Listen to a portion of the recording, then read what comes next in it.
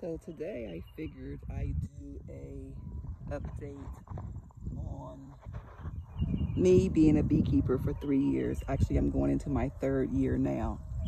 And when I started this, really and truly, I started it as a hobby, something to do, something different. And so what I didn't know and what no one told me is that really it's not a hobby. You can think of it as a hobby if you want to, but keeping bees is an investment. 3 years ago, I started with 1 nucleus of bees, and that was late. Everybody told me I wasn't going to be able to find any, blah, blah, blah. But I got a nucleus of bees, and I think in June or July, somewhere late in the year. I was lucky to get that 1 where everyone was saying that I should really start with 2. So what I did is I split that one and I made it into another hive and also a small nuke. And that's what I went into winter with that first year. Both of the hives, the bigger hives, made it through the winter, and the nucleus did as well. But what happened coming out of the winter, what I didn't know is the nuke box needed to be ventilated just like the hives. And so when I went into the nucleus box, the bees were still alive, but they were barely moving and they looked like someone had just poured water all over them. Well, that was the condensation from them trying to keep warm in that nucleus box. Anyway, I lost that hive. And so going into my 2nd year, I had 2 hives. And what I did not know in my 2nd year is that those bees were going to multiply, quadruple, swarm, swarm again, swarm again, swarm again. So into my 2nd year, I had lots of swarms. I caught lots of swarms. I lost lots of swarms. But what I saw was that was money flying away. I had put a lot of money and a lot of time into these bees. And so that was an investment. Your time, for me, I can't put a price on my time. Money's okay, but raising bees is expensive. But my time is one thing that I value even over money. But at the end of the 2nd year, I ended up with 12 complete hives going into winter, this past winter. Between, say about November and February, I lost 3. And something happened in February and March, and I'm still not sure what exactly it was. I had bees absconding. I found just empty hives. 1 starved, and that was my fault because I thought they had enough reserves, and I had put sugar patties in there, and I checked them and they had a lot, and within a week the weather changed on me and they went through all of that. Weather played a big part in my losses this year. It was just warm. It went from being really cold, then it was nice and the bees were out flying around using up their energy. Then it got cold again, so then they went back in. And in between the times of all this cold and hot and cold and hot and rain, I couldn't get into the hives to really check them like I wanted to. So ultimately, at the end of my 2nd year, beginning of my 3rd year, I was down to 2 hives, which is these 2 right here, the 2 bigger ones you see here. And actually they were my weaker hives going into winter. The one in the middle had a queen and maybe enough bees to make up a small softball.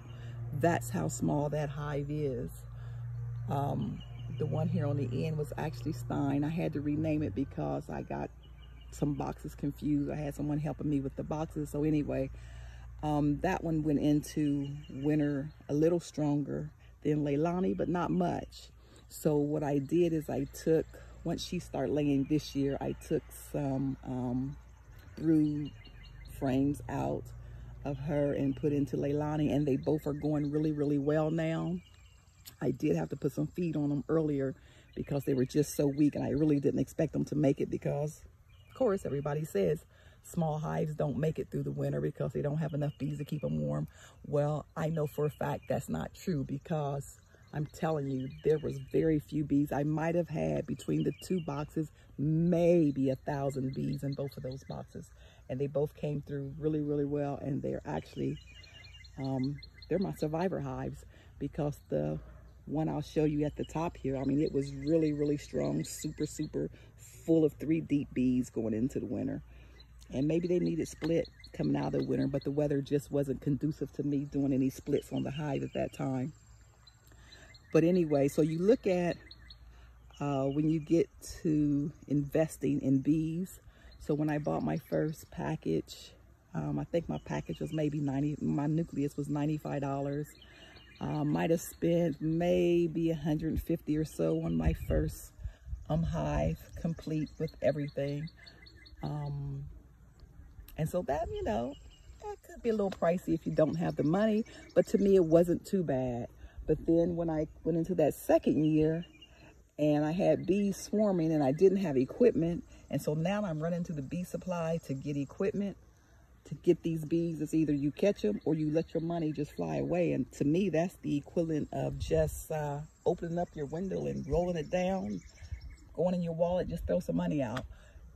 So that's how I felt about it. So I had no choice but to go buy more equipment. And I never, ever wanted to have this many hives. And so in my second year, I said that, you know, I didn't want to be over 10 hives because it's a lot of work. Well, now I have to rethink that, because with all the losses I had between last winter and this spring, so now what do? So now, since I was down to 2 hives again, I purchased 3 packages, and they were local this time, because what I found was my survivor bees all came from my original package that I had bought locally. So the bees that I was getting from Georgia were not very conducive to my area. So that was one lesson I learned. Sorry about the cars, guys. That was one lesson I learned. It took me almost 3 years to get it, but I got it. So either you keep investing, or you just really don't think about getting into beekeeping, because it is an investment. It's going to be a constant investment. No one else around here has bees, so I've not caught any swarms. I don't even see any other bees. I never even saw honeybees before I got into doing honeybees. But you know, the boxes, they're not very expensive. Yeah, they're all right. None of the equipment really is very expensive, except for those frames.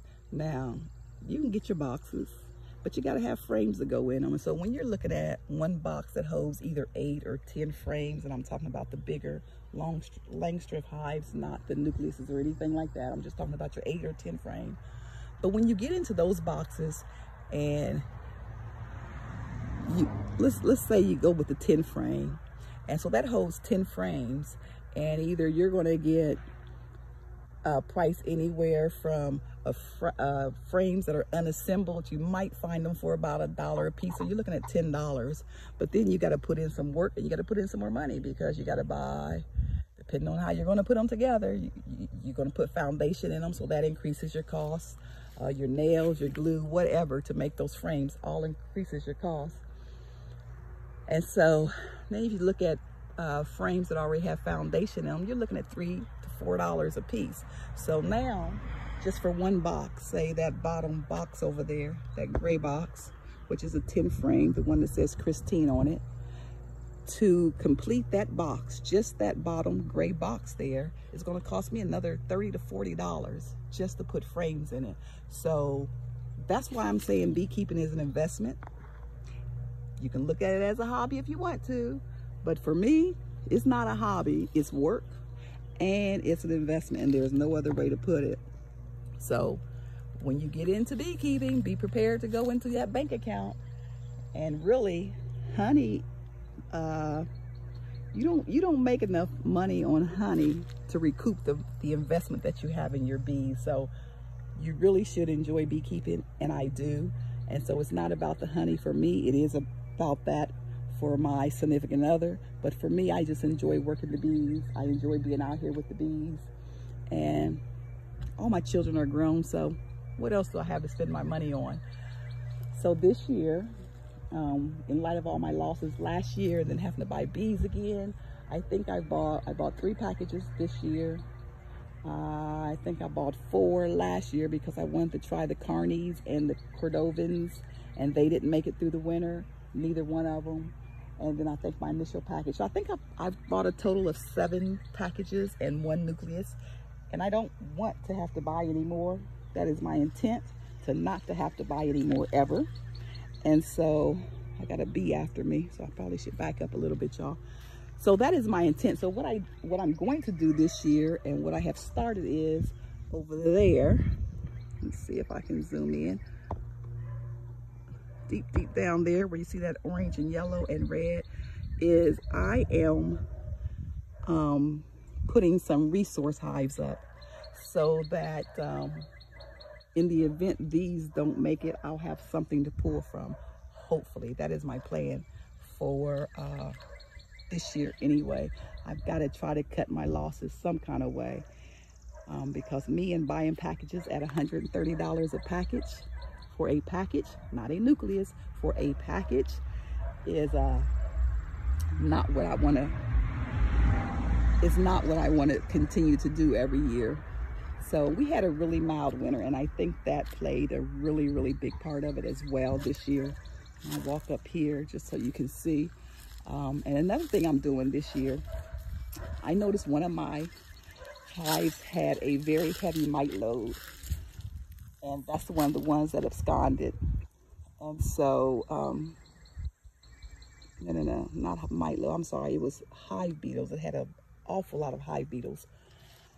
And so what I did this year, I've altered some of my hives, and this is a test, and I put that elbow on there because they say that hive beetles can't hover. So in order to get in there, you're going to have to hover and then go up and in. Now on this one right now, I do have another hole open for them, just because it's heavy nectar season for them to get in. But once that slows down a little bit, I am going to close that hole up and let them just use the elbow that I have in place for them. And like I said, that's one of my test hives, and I'm going to see how it works. The other ones are they still have the bottom entrance, and I haven't opened them far in an attempt to kind of help control those hive beetles and to give those hives a little bit more time to really build up some more. And over here, I have 2 empty hives, and this is my queen castle. I will be doing some splits probably the 1st of May and starting some more hives to put in these other hives that I got out that are now empty, and to help flourish and supply my resource hives that are over on the other side of the yard. And then I also have a test hive here. Same thing, I'm testing that one out as well as far as the hive beetles go. This one here is going to be a hive for pollen. I have a pollen trap on the top of that hive. Excuse me. And so that's what I'm going to use that one for. But what I found when I made these modifications with the elbows was that when I first put them on, the bees struggled getting back into the hive, and they were angry. If you saw that video of the bees chasing my DH around, that was that day. Actually, a couple days after we installed them, they were still very angry. And the car that you saw was me actually sitting in my car, and I was watching the hives trying to figure out what was wrong, why they were so angry. I thought maybe the yellow jackets had got started with them already, but it wasn't that. And what I found out was that elbow was too long, and so they were having a hard time getting into it. So we came out and suited up and came out, and we cut that in half. And now they're doing fine with it. I'm going to go in and see if I can get a little bit closer. And we also put the clear piping on there so we can see to make sure they weren't being, they weren't clogged up in there or being trapped and nobody could get in or out because there was a buildup. And so you see they're doing really well.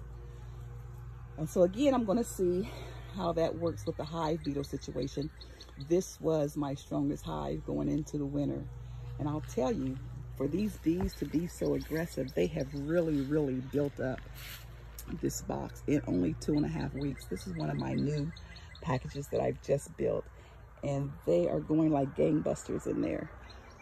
But now they're not aggressive as they were when they couldn't get back in there to that queen.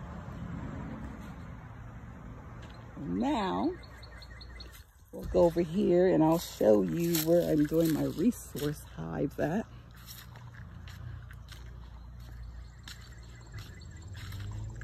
Show you my crimson clover while we're walking over here. It has gotten almost to my 5, and you see it has started to bloom, and the bees are crazy about this stuff. So shouldn't be too much longer that the yard will be full of crimson clover. And then I think late May last year or June, somewhere in there, I cut the grass and cut all the crimson clover down and then replanted buckwheat, which came in handy in about July, August for them. So here is my first resource hive, and that is formulated the same way with that elbow on there. And I also gave them a second entrance right now, just to see how things go, and I can close that off at any time by just removing that excluder or actually reversing it. But I wanted them to not be bogged down with trying to get pollen into the hive right now, so I gave them an extra entryway. And so as you can see, they're really, oh, that was horrible, guys. I was looking somewhere else. They're really bringing in the pollen on this hive. And like I said, this is going to be my resource hive section, so I won't be taking any honey from any of these hives over here.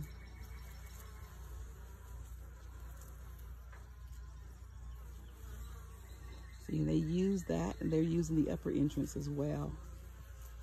And I think they use that,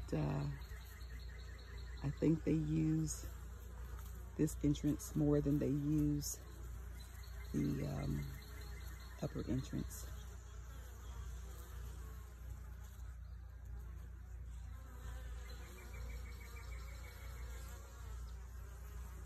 Like I said, these are some really mild-mannered bees now. It took them about a day, I would say, to figure out how to get inside of there. When I first installed them and I came out the next day, they were still kind of looking for ways to get in to get to that queen. And I didn't have that second hole open at the time because I wanted them to learn that entryway, and they did. And they seem really well adjusted to it now that I've shortened it. Oh, there was something else I was going to say, and I think I have forgotten.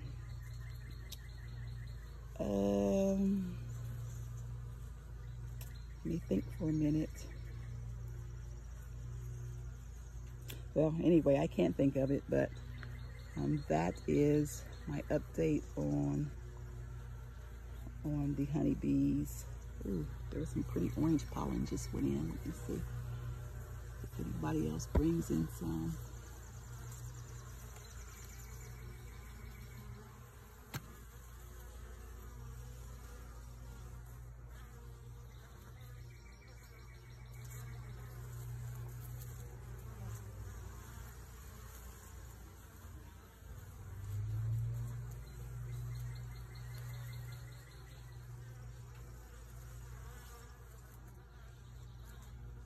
Yeah, doesn't look like anybody else is going to bring in any orange. But anyway, that is my video for today. And again, I just wanted to say to any of the new beekeepers, because I get a lot of questions and everybody's fascinated with bees and everybody wants to be a beekeeper. Don't think of it as a hobby. Truly, think of it as an investment. And just like any other investments, there are risks associated with it, and there are losses, or there can be losses. You're almost guaranteed to have some losses. But like I said, it's very relaxing for me. I enjoy it, and it's not about the honey for me so much as it is for someone else. But honey's a nice little added benefit as well.